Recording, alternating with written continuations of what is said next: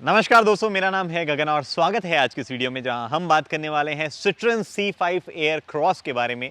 अब Citroën brand जो है वो क्या है, कहाँ ज़्यादा चलता है, उन सब चीज़ों की बात हम बाद में करेंगे। उसके बाद में ये भी बात करेंगे कि सिट्रोइन है, सिट्रॉन है, सिट्रोइन है, क्या सब चीज़ें उनकी भी बात करेंगे। बट फिलहाल हमारे पास है चाबी सिट्रोन C5 एयर क्रॉस की और पूरा दिन।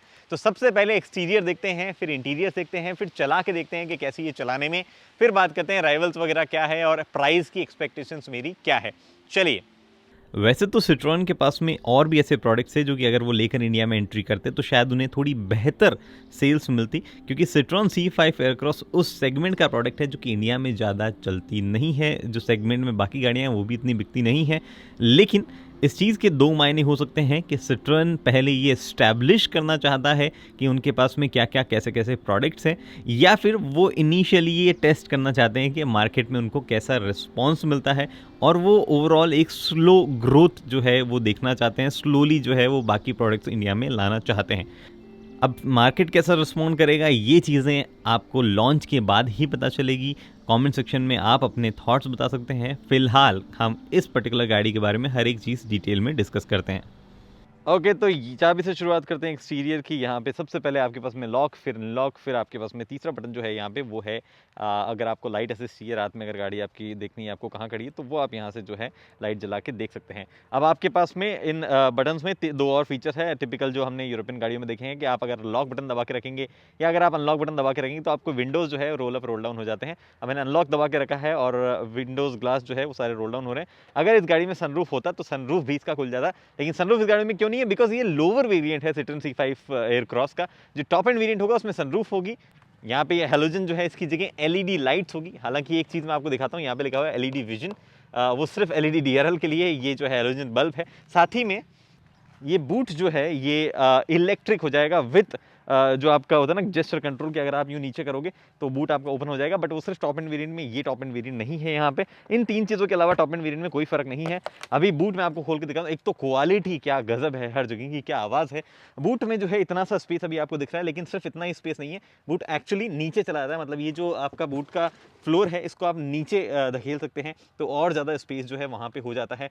बट अभी जो है इसमें काफ़ी सारा सामान पड़ा है तो उसमें नीचे आपको करके नहीं दिखा सकता हूँ। बट स्टिल आप देख सकते हैं दो बड़े कैबिन बैगेज पड़े हैं और एक उससे भी थोड़ा और बड़ा कैबिन बैग पड़ा है और थोड़ा सा स्पेस आपके पास में है। यहाँ बूट उसके अलावा नीचे चल जाता है। यहाँ पे आपको ऑब्वियसली एक लाइट मिल जाती है, बूट लैम्प मिल जाता है, यहाँ पे 12V का सॉकेट मिल जाता है कभी टायर इन्फ्लेटर वगैरह आपको चलाना हो। प्लस क्वालिटी की हम बात कर रहे थे, इनकी क्वालिटी जो है वो भी बहुत ही सॉलिड है। अगर आप देख सकते हो ये हुक्स जो है इनकी भी काफ़ी बेहतरीन क्वालिटी दी है। हालांकि इस पार्सल ट्रे पे आप ज़्यादा कुछ रख नहीं सकते, उस हिसाब से नहीं बनाई गई है। मतलब ठीक है आप रख सकते हो बट वो शायद इधर उधर स्लाइड करता रहेगा, उस हिसाब से नहीं बनाई गई है। यूरोप में मेरे ख्याल से एक जगह सेफ्टी नॉर्म भी है कि पार्सल ट्रे पे ज़्यादा चीज़ें नहीं रखनी चाहिए, क्योंकि जो ORVM है उससे व्यू जो है वो ऑब्स्ट्रैक्ट हो जाता है। यहाँ पे आपका सेफ्टी ट्रायंगल आ जाएगा जो कि अभी इस गाड़ी में रखा हुआ नहीं है। इसको पकड़ो और हम नीचे कर देते हैं। सिट्रोन की ब्रांडिंग जो है वो यहाँ पे हो रखी है, C5 एयर क्रॉस इधर लिखा हुआ है और ये आपके पास में टेल लैंप है। काफ़ी सुंदर जो है ओवरऑल डिज़ाइन लगती है, मतलब सटल लगती है बेसिकली। ऐसा नहीं है कि कुछ इन द फेस या ऐसा कुछ है या लोगों को ज़्यादा पसंद आए या थोड़े टाइम के लिए रहे। मुझे लगता है ये डिज़ाइन ज़्यादा पसंद आने वाले डिज़ाइनों में से नहीं है, लेकिन ये ज़्यादा लंबे टाइम तक चलने वाले डिज़ाइन टाइप में से है, तो वो एक अच्छी चीज़ के बारे में हो सकती है। जैसा डस्टर रहा है, डस्टर आउटराइट इतनी सुंदर नहीं लगती है बट काफ़ी लोगों को लंबे टाइम तक जो है उससे कोई भी इशू नहीं हुआ उसकी डिज़ाइन टाइप से। उसके बाद में यहाँ पे आपके पास में 18 इंचेस के अलॉय व्हील्स है, काफ़ी सुंदर दिखते हैं अलॉय व्हील्स। 235/55 R18 ये टायर का साइज़ है। 4 डिस्क मिलते हैं आपको, फ्रंट में भी डिस्क मिलते हैं और रियर में भी डिस्क मिलते हैं। जहाँ पे आप देख पा रहे हैं रियर में भी डिस्क है। ये आपके पास में फ्यूल टैंक है, मुझे इसके लिए गाड़ी को अनलॉक करना पड़ेगा। और ये आपके पास फ्यूल टैंक है। एड ब्लू भी जो है वो आप यहीं से फिल कर सकते हैं, क्योंकि 2 लीटर का इंजन है तो एड ब्लू डेफिनेटली आपको डालना ही पड़ेगा। रिक्वेस्ट सेंसर भी मिलते हैं गाड़ी में आपको, आप सिंपली जो है ऐसे ओपन करेंगे और चाबी अगर आपके आसपास होगी 1 मीटर में तो खुल जाएगा। एक चीज़ जो अभी भी इस तरफ है, यानी कि मतलब ये यूज होनी चाहिए ड्राइवर साइड, बट ये पैसेंजर साइड है, क्योंकि गाड़ी जो है ओरिजिनली लेफ्ट हैंड ड्राइव्स के लिए बनी थी। तो वो बूट रिलीज़ वहाँ पर दिया गया है। बूट हम रिलीज़ करके देखते हैं कि ये है। हाइड्रोलिक स्ट्रट्स वगैरह नहीं है बूट में, बट ये 2 लीटर का यहाँ पे इंजन है और काफ़ी बड़ा एक्चुअली इंजन है। इंजन कंपार्टमेंट जो है काफ़ी बिजी सा लगता है। तो ये एक चीज़ है, मतलब आई डोंट नो कितने लोगों को इंटरेस्ट यहाँ पे है, बट इंसुलेशन जो है वो भी ऊपर नीचे दिया गया है। बंद हम इसको कर देते हैं। लोगो काफ़ी एकदम इंटीग्रेटेड सा ही है, ग्रिल का ही पार्ट लग रहा है, ऐसे कुछ अलग से जो है इम्पोज नहीं किया गया, एकदम इंटीग्रेटेड पार्ट उसका वो लग रहा है। कुछ ऐसी सी फ्रंट में डिज़ाइन है। एलईडी डीआरएल हेलोजन लैंप आपको दिखाया, ये फॉग लैंप है। अब ये फॉग लैंप जो है कॉर्नरिंग लैंप भी बन जाते हैं। डेडिकेटेडली कोई कॉर्नरिंग लैंप नहीं है, यही कॉर्नरिंग लैंप बन जाएगी जब आप स्टीयरिंग मोड़ेंगे तब। ये आपके पास में फ्रंट पार्किंग सेंसर जो कि पार्क असिस्ट आता है गाड़ी में, उसके लिए हेल्प करते हैं। इसीलिए आप देखोगे 4 नहीं बल्कि 6 पार्किंग सेंसर जो है फ्रंट में आपको मिलेंगे। चलिए इंटीरियर में चलते हैं। इंटीरियर में ऑल ब्लैक इंटीरियर है, जी हाँ, बट काफ़ी सुंदर, काफ़ी सटल ये इंटीरियर मुझे लगता है। तो एक एक चीज़ की बात कर लेते हैं, कहाँ क्या है। पहले गाड़ी को एक्चुअली हम स्टार्ट कर लेते हैं। हल्की सी वाइब सी है, स्टार्ट होते हुए वाइब्रेशन आता है हल्का सा गाड़ी में हर जगह पे, जो कि बताता है आपको कि डीजल इंजन है। इस तरफ सबसे पहले यहाँ पे हल्का सा सॉफ्ट टच का इस्तेमाल किया गया है, नीचे यहाँ लेदर का इस्तेमाल किया गया है। ये जो पार्ट है यहाँ पे लेदर का इस्तेमाल किया गया, बट ये सॉफ्ट नहीं है टच करने में, और ये पूरा हार्ड टच जो है यहाँ पे है। अगेन यहाँ पे भी हल्का सा लेदर और बहुत ही माइन्यूट सॉफ्ट टच का इस्तेमाल जो किया गया है। बाकी ये फिनिश देखिए, कहीं पे भी आप फिनिश से जुड़ी हुई शिकायत नहीं कर पाएंगे कि यहाँ पे ये चीज़ जो है ये बेटर हो सकती थी, या ऐसी कोई भी चीज़ जो है वो आपको देखने को नहीं मिलेगी। बहुत ही बढ़िया फिनिश जो है ओवरऑल हर जगह आपको देखने को मिलती है। उसके बाद में इस तरफ स्टीयरिंग जो है वहां से एक्चुअली यहाँ से शुरुआत करते हैं। ये आपके पास में सारे बटन जो है वन टच वन डाउन में विंडो रोल डाउन कर देते हैं। ये आपके पास में ORVM से जुड़े हुए कंट्रोल है। ORVM जो है राइट लेफ्ट सारे जो मतलब दोनों ORVM जो है वो आपको इलेक्ट्रिकली कंट्रोलेबल और फोल्डेबल मिलते हैं फॉर श्योर, मतलब इसमें कोई डाउट नहीं होना चाहिए आपको। यहाँ पे आपके पास में ये है दोनों AC इवेंट्स। अभी AC इवेंट जो है वो उनका फ्लो आप यहाँ से कंट्रोल कर सकते हो, डायरेक्शन जो है वो आप यहाँ से कंट्रोल कर सकते हो। उसके बाद में गाड़ी में दरवाज़ा जो है इसकी थर्ड भी काफ़ी बढ़िया है। हालांकि दरवाजा मैंने खोला तो यहाँ देखा सिट्रोइन की ब्रांडिंग है। ये ऐसे ग्रैब आप यहाँ से कर सकते हो। इसके बाद में काफ़ी बड़ा स्पेस यहाँ पे है, जिसमें आप बॉटल वगैरह रखना चाहें तो रख सकते हो। हालांकि बड़ी बॉटल जो है वो नहीं रख पाओगे आप, बिकॉज वो इधर उधर स्लाइड कर जाएगी, इतना होल्ड करने जितना स्पेस यहाँ पे नहीं है। म्यूजिक सिस्टम जो है इसकी क्वालिटी भी डिसेंट है, मतलब इट्स नॉट फिनोमिनल। इस सेगमेंट में कुछ कुछ गाड़ियों की क्वालिटी एक्चुअली साउंड की बहुत अच्छी आती है, तो इतनी कुछ ज़्यादा बढ़िया नहीं है, बट शायद मोस्ट ऑफ द पीपल जो है वो चेंज नहीं करवाएंगे म्यूजिक सिस्टम, स्टॉक जो है उसी से खुश रह जाएंगे। ऐसी सी क्वालिटी इसकी है। इस तरफ अगर आप देखेंगे तो यहाँ पे आपके पास में टिकट होल्डर है। प्रॉब्ली कुछ भी आपके घर में अगर वो कार्ड वाला एंट्री होता है, ये होटल वगैरह में जो कार्ड मिलता है ना, की कार्ड, वो अगर आपको रखना हो तो वो आप यहाँ पे रख सकते हैं। पार्किंग टिकट वगैरह आप यहाँ पे लगा सकते हैं। ये आपके पास में हेडलाइट लेवलिंग स्विचेस है। ये आपके पास में जो है इलेक्ट्रिक चाइल्ड लॉक है, और जब भी इलेक्ट्रिक चाइल्ड लॉक आप इंगेज करते हो तो आपको ये देखो यहाँ पे electric child lock on lock of जो है वो यहाँ पे देखने को मिलता है। ये चीज़ क्या है ये मैं समझ नहीं पा रहा हूँ एक्चुअली। इस इमोबिलाइजर जैसा लग रहा है, बट जो भी होगा मैं आपको अपडेट कर दूंगा। यहाँ पे एक छोटा सा कबी हॉल आपके पास में यहाँ है। उसके बाद में ये जो आप देख पा रहे हैं ये आपका हटता नहीं है, बेसिकली यूजुअली स्टीयरिंग के साथ में कनेक्टेड होता है, बट ये आपका जो है ऑब्वियसली पैडल शिफ्टर जो है वो दिया गया है। उसके नीचे आपके पास में स्टॉक है जो कि आपका वाइपर कंट्रोल करता है। ऑटोमेटिक वाइपर्स आपको मिलते हैं। और इस तरफ अगर आप देखेंगे तो यहाँ पे आपके पास में ये जो नीचे देख पा रहे हैं ये है ऑटोमेटिक हेडलैम्प्स वगैरह से जुड़ा हुआ कंट्रोल, इंडिकेटर भी आप यहीं से देते हैं। प्लस ये नीचे आप जो देख पा रहे हैं ये क्रूज कंट्रोल से जुड़ा हुआ स्विच है। तो क्रूज कंट्रोल और लिमिटर सब यहाँ पे दिए गए हैं, और उसमें बहुत सारे फंक्शन है। ये जो आप MEM देख रहे हैं, बेसिकली आप जब इसको प्रेस करेंगे तो आपके पास में यहाँ MID पे एक ऑप्शन आ जाएगा गाड़ी चलते वक्त कि आपको जो है वो कैसे सेट करना है, मतलब कौन सी मेमोराइज सीट पे आपको स्पीड सेट करनी है। अभी नहीं आ रहा है, बट वो गाड़ी जब चलती है तब आता है। बेसिकली वो क्रूज कंट्रोल जब ऑन रहता है तब आता है। मैं क्रूज कंट्रोल जो यहाँ पे ऑन करता हूँ। ओके, क्रूज कंट्रोल पॉज्ड, अभी नहीं आ रहा है, गाड़ी चलती है तब वो यहाँ पे आता है, अभी दिखा नहीं रहा है। बाकी अगर आपको स्पीड सेट करनी है तो वो आप यहाँ पे सेट कर सकते हैं, या पॉज करना चाहते हैं, रिज्यूम करना चाहते हैं, वो यहाँ से कर सकते हैं। लिमिटर या क्रूज कंट्रोल में सेलेक्ट कर सकते हैं क्या चलाना है। प्लस नीचे की ओर I don't know if you can see, यहाँ पे जो है बटन्स दिए गए हैं जिनसे आप स्पीड जो है कम ज़्यादा कर पाते हैं। ये जो बटन दिए गए इनसे स्पीड जो है वो आप कम ज़्यादा कर पाते हैं। तो ये तो हो गए बटन इधर। फिर उसके बाद में अगर आपको स्टीयरिंग एडजस्ट करना हो तो वो आप मैनुअली कर सकते हैं, ऊपर नीचे, मतलब टेलीस्कोपिकली, और जैसे भी आपको करना हो टिल्ट वगैरह वो एडजस्ट कर सकते हैं। इधर MID दी गई है, एक बटन यहाँ पे भी है जो कि बेसिकली चेक या जीरो करने, मतलब वार्निंग लाइट वगैरह क्या कह रही है वो करना है, और आपको रीसेट करना है उनको, तो वो आप यहाँ देख सकते हैं। आपको ट्रिप कहाँ से एडजस्ट करनी है, वेल पहले ट्रिप एडजस्ट करने से पहले बताता हूँ। ये जो हॉर्न पैड है, एक तो स्टीयरिंग पकड़ने में अच्छा है, फिर जो हॉर्न पैड है इसके आसपास वाले जो बटन्स है ये एक्चुअली थोड़ा अलग अलग तरीके से काम करते हैं। इधर वाला जो है वो आपकी मीडिया इनपुट जो सेटिंग्स है उससे जुड़ा हुआ आता है। तो बेसिकली जब मैं इधर के ये बटन दबा रहा हूँ तो सारी सेटिंग जो है वो उधर, मतलब बेसिकली आपका म्यूजिक जो है उसका सोर्स, FM का सोर्स जो है उससे रिलेटेड यहाँ पे काम करने वाली है कि आपको किससे USB से चलाना है, सोर्स चेंज करना है, USB से आपको एंड्रॉइड ऑटो पे आना है, कैसे आना है वो आप यहाँ से एडजस्ट कर सकते हैं। फिर आप यहाँ से जो है सेलेक्ट कर सकते हैं FM क्या चलाना है वगैरह वगैरह वो सेलेक्ट कर सकते हैं। कॉल काटना उठाना है वो आप यहाँ से सेलेक्ट कर सकते हैं।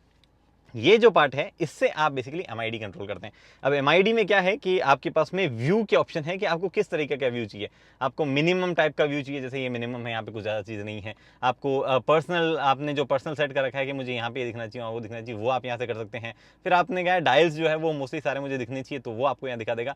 अब जैसे कि अभी क्या दिखा रहा है कि यहाँ पे जो RPM दिखा रहा है, और जब मैं ट्रिप सेटिंग्स करूँगा, जो कि इधर मेरे पास में ये एक छोटा सा बटन है, इसको जब मैं दबाऊंगा तो इधर ही मुझे दिखाएगा करंट इन्फॉर्मेशन क्या है, ट्रिप 1 ट्रिप 2, इन सब चीज़ों के बारे में इन्फॉर्मेशन दिखाएगा। यहाँ पे पार्क, न्यूट्रल, रिवर्स ड्राइव वो दिखाता रहेगा। तो जैसे मैंने D1 पे डाली, अगर मैं M मोड पे डालूंगा तो वो मुझे यहाँ पे दिखाएगा किस गियर में हूँ। मैं पार्क वापस कर दूंगा तो मुझे पार्क पे दिखाएगा, ये सब चीज़ दिखाएगा। बीच में डिजिटल स्पीडोमीटर है, ऊपर की तरफ भी डिजिटल है स्पीडोमीटर, पर ये आपको दिखाता रहता है कि 20-21 जैसे गाड़ी की स्पीड बढ़ेगी, वो आपको ऐसा दिखाता रहता है। यहाँ क्रूज कंट्रोल या लिमिटर में से आपने क्या सेलेक्ट कर रखा है वो आपको बेसिकली दिखाता रहेगा कि लिमिटर है, क्रूज कंट्रोल है, क्या चीज़ें हैं। इधर ऑडोमीटर है, इधर आपकी करंट ट्रिप है, हमने 190 किलोमीटर मैंने इसको चला लिया अभी। तो यहाँ पे आपके पास में सीट बेल्ट, इनफैक्ट ये जो पार्ट है यहाँ पे भी कुछ क्रूशियल साइंस आते हैं आपके पास में जब गाड़ी बंद और चालू होती है। तब मैं आपको दिखाता हूँ, मेरे ख्याल से कुछ तो आना चाहिए यहाँ पे। हाँ, ये देखो, वार्निंग लाइट, और ये ऐसे मतलब प्रॉब्ली सर्विस वगैरह की लाइट जो है वो यहाँ पे आती है। तो ये सब चीज़ें हो गई। यहाँ पे भी बहुत सारी एक तो फीचर्स भर भर के इस गाड़ी में। फिर इस तरफ आपके पास में आती है ये टच स्क्रीन। अब ये टच स्क्रीन जो है इसमें भी काफ़ी सारे फंक्शंस हैं, हालांकि कुछ चीज़ों की आदत आपको डालनी पड़ेगी, जैसे कि इसको बटन नहीं दिए गए कोई भी, सारा टच सेंसिटिव कंट्रोल जो है वो है। अगर आप ये बटन दबाएंगे तो बेसिकली आप फोटोज SMS वगैरह है उस पर आ जाएंगे। आपको ऑप्शंस में आप यहाँ पे ब्लूटूथ टेलीफोनी जो है वो भी मेरे ख्याल से सेलेक्ट करके basically Bluetooth telephony pair devices वगैरह जो है उस पर आप चले जाएंगे। यहाँ आपके पास में कनेक्टिविटी ऑप्शन है, Bluetooth, mirror link, Android auto. I believe Apple CarPlay इसमें नहीं दिया गया है, क्योंकि अदरवाइज ये थोड़ा सा वाइट होता। एंड्रॉइड ऑटो पर अगर आप क्लिक करेंगे, कनेक्टेड है तो आपका कनेक्ट यहाँ पे हो जाएगा। उसके बाद में व्हीकल से जुड़े हुए इस पर अगर आप करेंगे तो बहुत सारी सेटिंग्स हैं आपके पास में। पार्क असिस्ट से जुड़ी हुई setting, parking sensor, under inflation, basically TPMS की सेटिंग, मेमोराइज स्पीड जो मैं क्रूज कंट्रोल वगैरह की बात कर रहा था वो आप यहाँ से सेट कर सकते हैं। उसके बाद में व्हीकल सेटिंग पे जब आप आएंगे तो पार्किंग से जुड़ी हुई सेटिंग आप काफ़ी सारी कर सकते हैं कि रियर वाइपर काम करना चाहिए, डोर मिरर जो है वो आपका क्लोज होना चाहिए, नहीं होना चाहिए, हेडलाइट से जुड़ी हुई welcome lighting, guide me home, directional lamp वगैरह काम करनी चाहिए, नहीं करनी चाहिए। कंफर्ट से जुड़ी हुई चीज़ बेसिकली मूड लाइटिंग और अनलॉकिंग, ड्राइवर ऑनली वगैरह। मूड लाइटिंग कहाँ पे है? वेल, गाड़ी में काफ़ी जगह सी मूड लाइटिंग सी है। इनफैक्ट आप यहाँ पे भी देख सकते हैं, ये जो पार्ट मैंने यहाँ पे अभी हटाया है, जब मैं यहाँ पे लाइट ऑन कर दूंगा, ये देखो ये लाइट चली यहाँ पे, तो मूड लाइटिंग जो है वो भी आपको यहाँ पे ऑप्शन उसका दिया गया है। मूड लाइटिंग में इनफैक्ट आपके पास में और भी सेटिंग्स है, अगर आप चाहें तो मूड लाइटिंग जो है उसको मैक्स कर सकते हैं, कम कर सकते हैं। हालांकि कलर एडजस्टमेंट जो है मूड लाइटिंग का नहीं होता है। उसके बाद में अगर आप इधर आएँ तो आपसे सेफ्टी से जुड़े हुए क्या फीचर्स है? Well, driver attention warning, blind spot sensors, आपको ब्लाइंड स्पॉट सेंसर जो है वो यहाँ दिए गए हैं। अभी राइड करते वक्त, मतलब जब ड्राइव करेंगे तो उसके बारे में और बात करेंगे। तो वो सेटिंग्स वगैरह बहुत सारी सेटिंग्स है। यहाँ नेविगेशन जुड़ी हुई सेटिंग है, हालांकि नेविगेशन जो है वो आपके स्मार्टफोन के साथ में काम करेगा। ये आपके पास में AC से जुड़ा हुआ बटन है। अब AC से जुड़ी हुई चीज़ में एक और कंफ्यूजन है, थोड़ा सा एर्गोनॉमिक वाइज एक ही चीज़ है। ये तो म्यूजिक का सिस्टम हो गया, आपके पास में अलग अलग तरीके के म्यूजिक ऑप्शन है, काफ़ी क्लीन लेआउट है, आदत पड़ जाएगी आपको जल्दी। AC से जुड़ी हुई क्या मैं बताता हूँ आपको। तो AC का बटन यहाँ पे है, बट AC के जुड़े हुए कुछ कुछ कंट्रोल्स आपको यहाँ पे भी मिलते हैं। जैसे कि अगर आपको डीफॉगर ऑन करना है तो वो यहाँ है, आपको रीसर्कुलेशन ऑन करना है तो वो यहाँ है।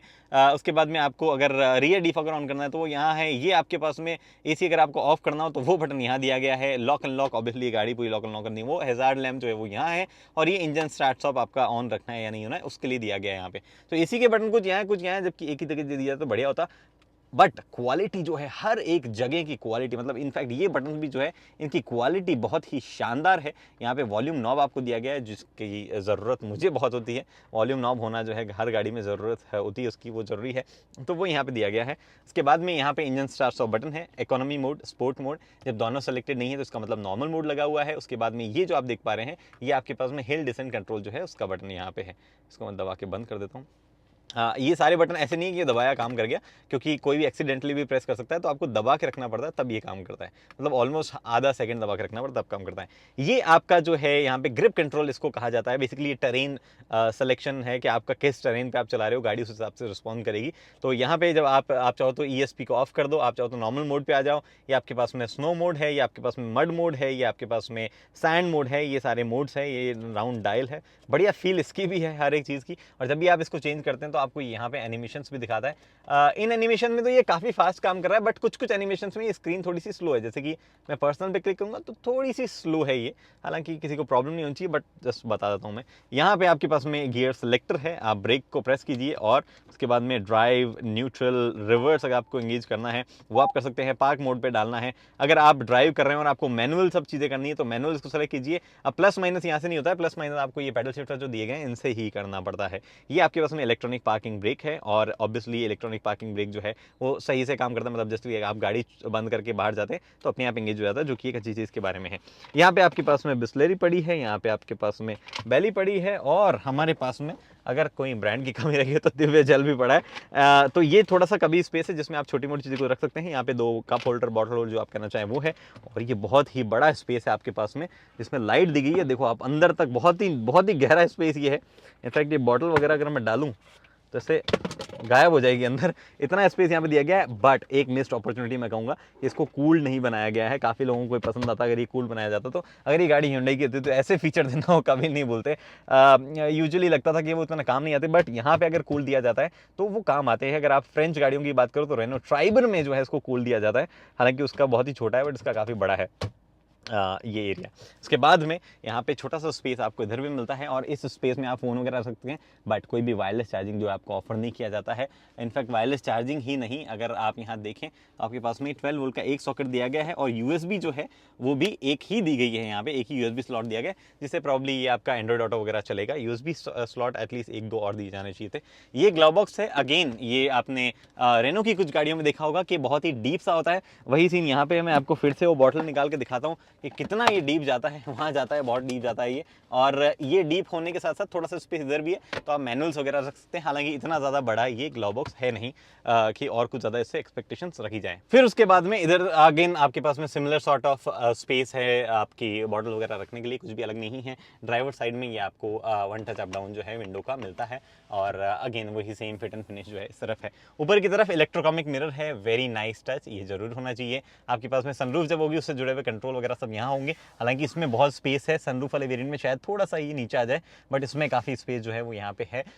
ये आपके कंट्रोल से लाइटिंग से जुड़े हुए LED लाइट्स आपको मिलती है। ये आपकी LED लाइट्स हैं यहाँ पे। ये आपको दिखाता है कि गाड़ी में किस पैसेंजर ने कहाँ पे सीट बेल्ट लगाया हुआ है, किसने सीट बेल्ट नहीं लगाया हुआ है। पीछे के हो चाहे आगे को, सबका पता था कि पैसेंजर बैठा है बट सीट बेल्ट नहीं लगाया हुआ है, वो इन्फॉर्मेशन यहाँ दे रहा है। ये यहाँ पे आपके पास में vanity mirror with light, but as usual I am not happy with this sun visor. ये पूरी तरीके से कवर इसको नहीं करता है, कोई आगे जो एक्सटेंशन उसका नहीं आता है। उसके बाद में हम चलते हैं बाहर की ओर। दरवाज़ा वाइड ओपन होता है और इंग्रेस एग्रेस भी इजी है। गाड़ी की ग्राउंड क्लियरेंस जो है उतनी ज़्यादा नहीं है, तो ये ग्राउंड क्लियरेंस के मामले में कुछ जगहों पे डेफिनेटली अप्रोच और डिपार्चर एंगल में हो सकता है कई लोग हल्की फुल्की स्क्रैच कर दे। ग्राउंड क्लियरेंस के मामले में उतनी बढ़िया नहीं है, तो वो वाली एक चीज़ है। बाकी आपके पास में कंफर्ट के हिसाब से यहाँ पे 6 वे इलेक्ट्रिकली एडजस्टेबल सीट्स मिलती है। ये सीट्स काफ़ी कंफर्टेबल है ड्राइव करते हुए, इनकी और बात हम करेंगे। और कंफर्टेबल होने के साथ साथ में यहाँ पे आपको लंबार सपोर्ट भी मिलता है, हालांकि इलेक्ट्रिक नहीं है, मैनुअल है।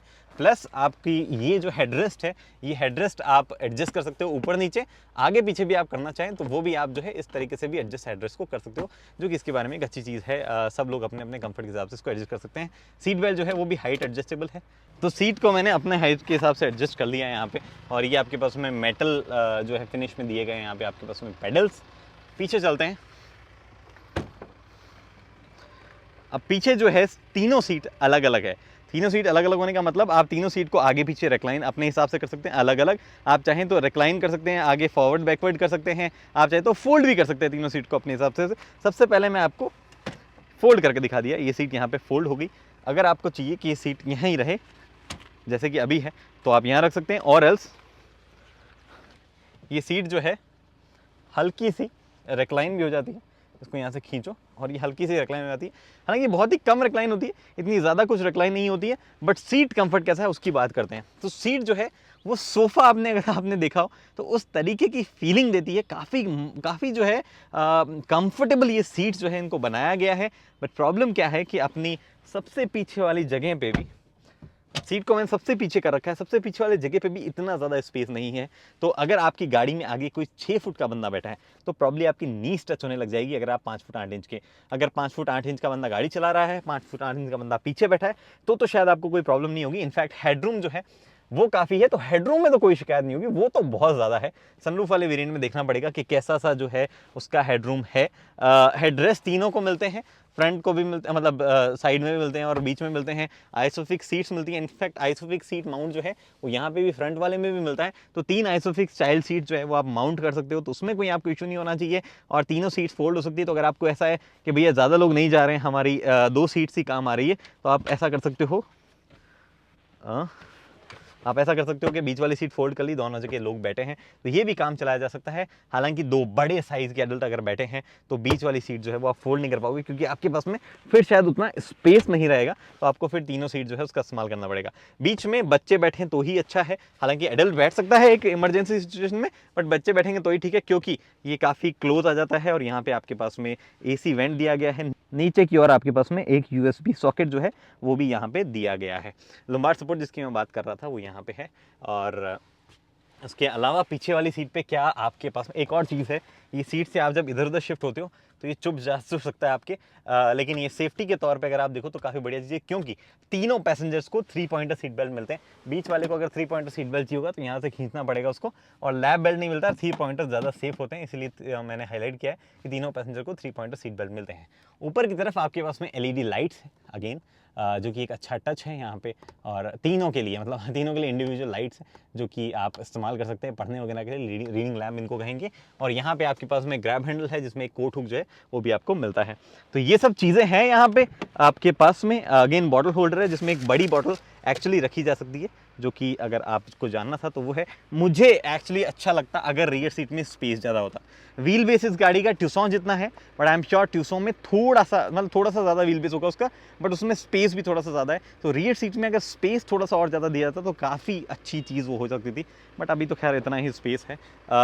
हम बूट की ऑलरेडी बात कर चुके हैं कि बूट जो है वो थोड़ा सा और नीचे शिफ्ट हो जाता है, और बूट स्पेस जो है काफ़ी बढ़िया है। किसी भी फैमिली को बूट स्पेस से जुड़ी हुई कोई प्रॉब्लम नहीं होगी। Now let's drive the car. Okay, तो अब बात करते हैं ड्राइवर सीट से Citroen C5 एयरक्रॉस के बारे में।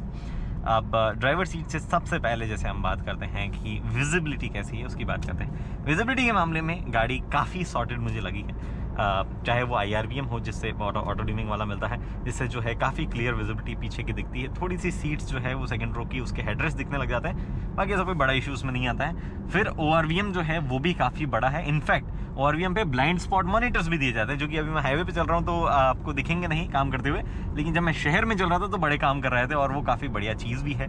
A पिलर जो है थोड़ा सा मोटा लग सकता है आपको, और यहाँ पे भी थोड़ा सा स्पेस है, बट इशू मेरे को अभी तक फेस नहीं हुआ है। प्रॉब्ली जब आप हिली एरियाज में थोड़ा जाएंगे तो आपको थोड़ा सा ज़्यादा ध्यान रखना पड़ेगा, बट मुझे नहीं लगता अगर आप इसको 100, 125, 200 किलोमीटर चलाओगे उसके बाद में ये चीज़ आपके लिए मैटर करेगी।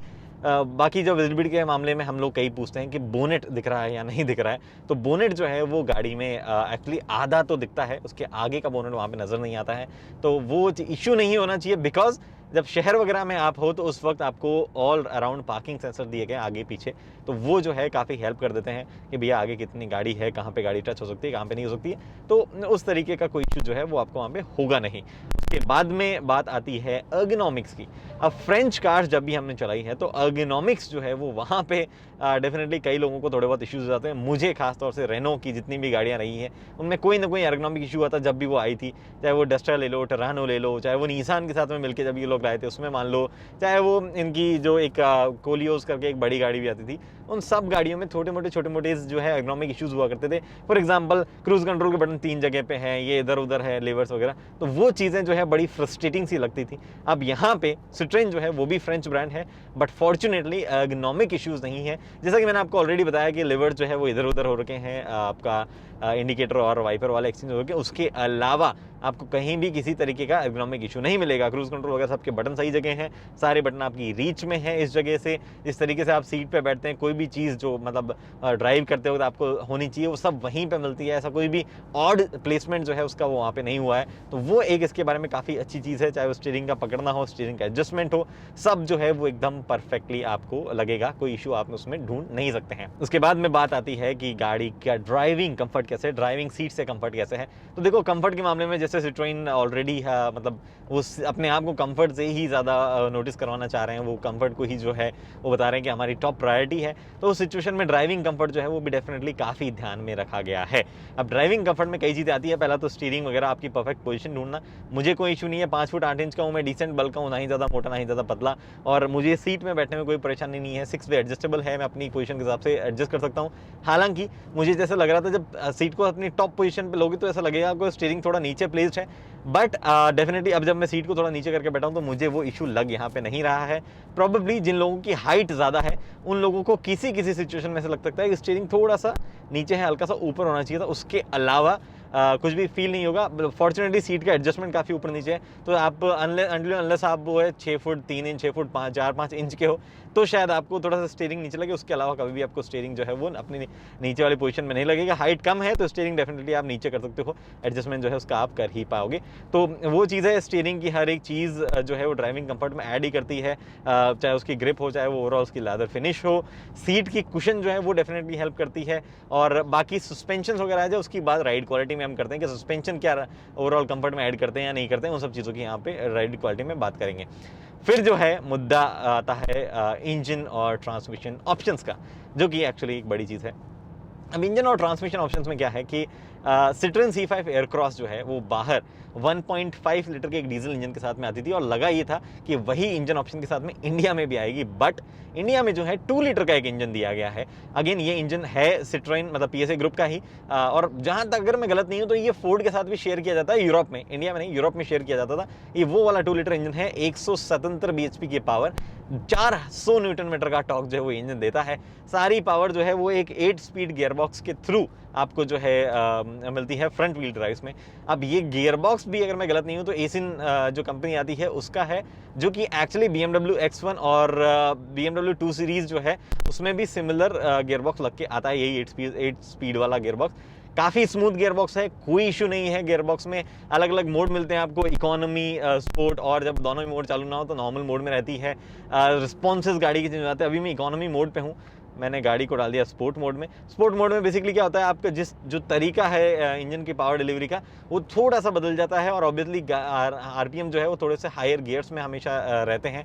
ऐसा नहीं है कि कोई अलग अलग स्टेट ऑफ ट्यून नज़र आएगी आपको, इस जस्ट के अलग अलग जो है बैंड, RPM बैंड की बात है। जैसे कि अभी करंटली गाड़ी जो है ऑलमोस्ट 2000 RPM के आसपास है, अगर मैं इकोनॉमी मोड पर डाल दूंगा तो गाड़ी जो है थोड़ा स्लो हो जाएगी और RPM जो है 1200-1300 के आसपास आ जाएंगे, गियर जो है अब चला जाएगा। तो economy definitely fuel efficiency mode वाला वो चीज़ है। हमने गाड़ी को बहुत ही बढ़िया तरीके से रगड़ा है, अच्छे से चलाया है, अभी मतलब जैसे कि तेज़ स्लो सब तरीके से चलाया, और पिछले 106 किलोमीटर में गाड़ी ने 14 एग्जैक्टली 14 किलोमीटर पर लीटर का फ्यूल एफिशिएंसी फिगर दिखा रही है। तो फ्यूल एफिशिएंसी क्या एक्सपेक्ट करनी है? वेल, शहर में लगभग 12 के आसपास अगर आप आराम से चलाने वाले लोगों में से हैं और गाड़ी में 2 लोग बैठे हैं एसी के साथ में, तो वो एक्सपेक्ट कीजिए। हाईवे पे अगर आप 2 लोग बैठे हैं और गाड़ी आराम से चलाते हैं तो उस सिचुएशन में आप एक्सपेक्ट कीजिए कि आपको लगभग मिलेगा अराउंड 17 के आसपास की फ्यूल एफिशिएंसी, 17-18। थोड़ा सा और स्टेडली चलाएंगे तो ऑब्वियसली 18 से थोड़ा ज़्यादा चला जाएगा। तो ये एक बहुत ही बढ़िया फ्यूल एफिशिएंसी फिगर है। रीजन बीइंग अगेन वो गियर बॉक्स बहुत अच्छा है और फ्रंट व्हील ड्राइव है, तो उस हिसाब से फ्यूल एफिशिएंसी जो है वो अच्छी एक्सपेक्टेड ही थी। 1.5 जो इंजन हम बात कर रहे थे कि जो यूजुअली C5 एयरक्रॉस के साथ में बाकी मार्केट में देखने को मिलता है, वो इंजन जो है इंडिया में शायद इसलिए नहीं लाया गया है क्योंकि सिट्रोन को लगा होगा कि कंपटीशन में जैसे जहाँ Hyundai Tucson आती है, जहाँ जीप कंपास आती है, जहाँ Volkswagen आती है, तो सब में 2 लीटर का इंजन आता है, तो कहीं ऐसा ना हो कि ऑन पेपर हम ऐसे दिखें कि अरे इस गाड़ी में तो छोटा इंजन है। हालांकि वो इंजन भी इनफ पावर रखता था इस गाड़ी के हिसाब से, और ये इंजन ओवरकिल है, मतलब और ज़्यादा पावर जो है वो डिलीवर कर देता है। मुझे नहीं लगता कभी भी इतनी ज़्यादा पावर है कि आपको कहीं भी किसी भी जगह पर पावर की कोई शिकायत होगी, चाहे वो इकोनॉमी मोड हो चाहे वो स्पोर्ट मोड हो। एक्चुअली स्पोर्ट मोड में डाल के मैं आपको 120 तक ले जाके दिखाता हूँ गाड़ी, जो कि मैक्सिमम अलाउड स्पीड लिमिट है हमारे को। तो लेट्स गो। मैं ऐसा कुछ फास्ट पिकअप वगैरह नहीं कर रहा हूँ, ट्रैक्शन कंट्रोल वगैरह भी बंद नहीं किया है, बट ये बहुत फास्ट है इंजन।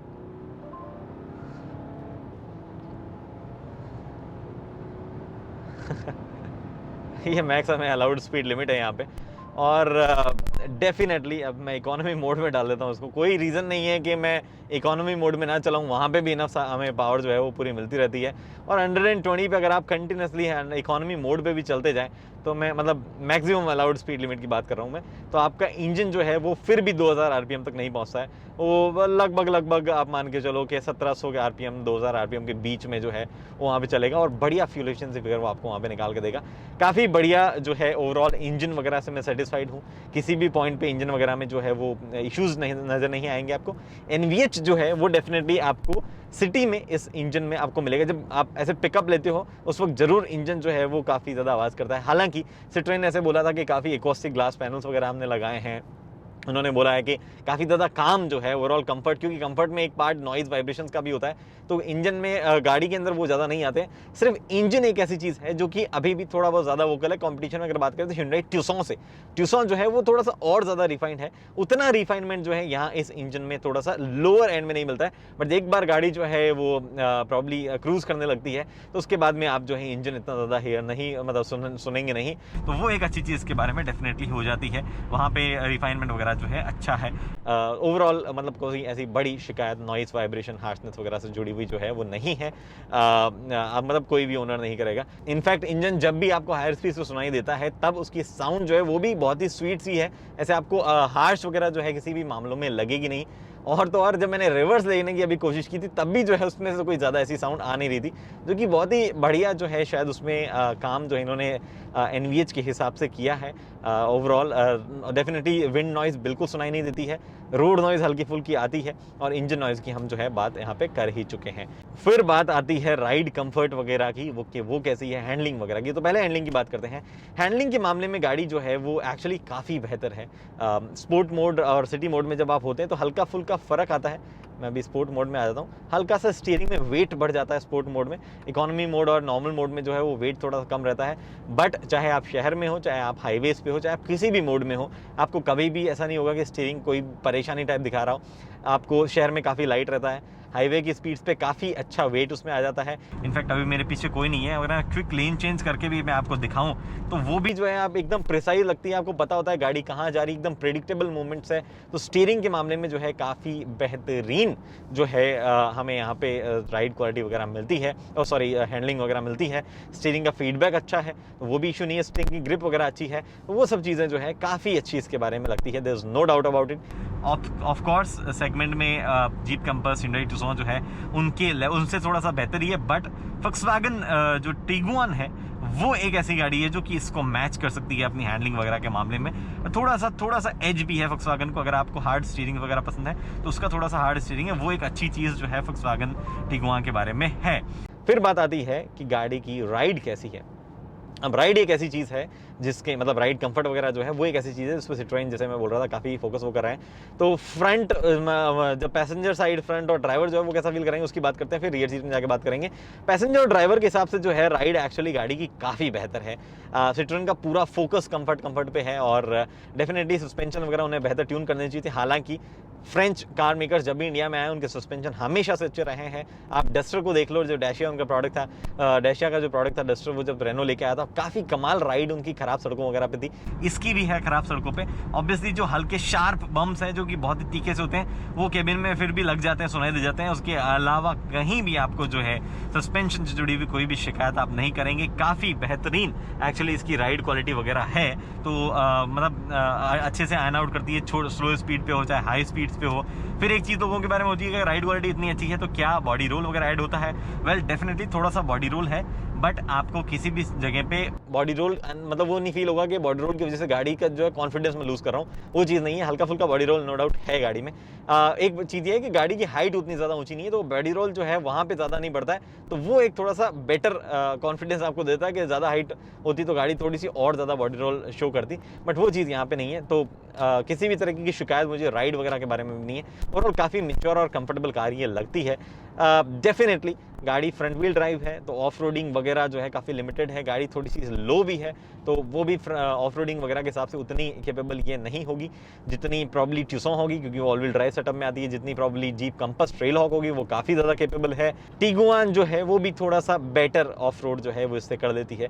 ऑफ रोड प्रॉपर जो है नहीं कर पाएगी, खराब सड़कों पर आप ले जा सकते हैं। ऑफ रोड से मेरा मतलब जहाँ पे आप चाहें कि आपकी गाड़ी का एक टायर हवा में लटक रहा हो, आप इधर उधर स्टंट वगैरह मार रहे हो, तो वो वैसी चीज़ें जो इतनी ज़्यादा नहीं ये गाड़ी कर पाएगी, उसके लिए बनी भी नहीं है। कंफर्ट के हिसाब से ज़्यादा कंपनी जो है इस पर फोकस कर रही है।